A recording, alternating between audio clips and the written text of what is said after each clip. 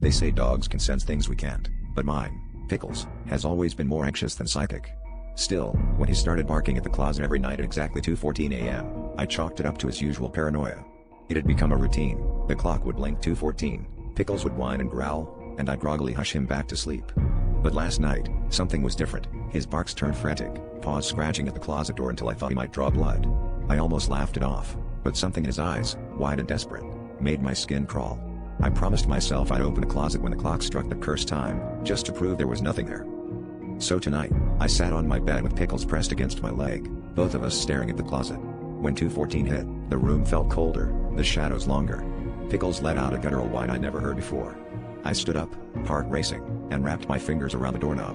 The house was silent except for Pickles' trembling whimpers.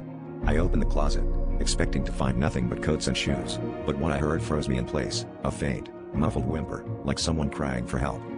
At first, I thought it must be a neighbor, or maybe a radio left on. But the sound was unmistakable. It was my own voice, echoing from deep within the darkness of the closet, begging, "Please, let me out." My blood ran cold as I stumbled backward, nearly tripping over Pickles.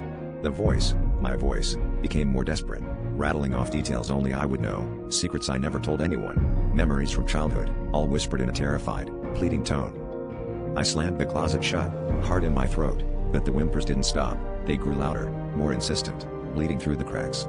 Pickles hasn't stopped barking since, and I haven't dared to open that door again. Now, every night at 2:14, I sit awake, listening to myself beg for help from the other side, wondering which version of me is real, and which one is trapped, still pleading to be set free.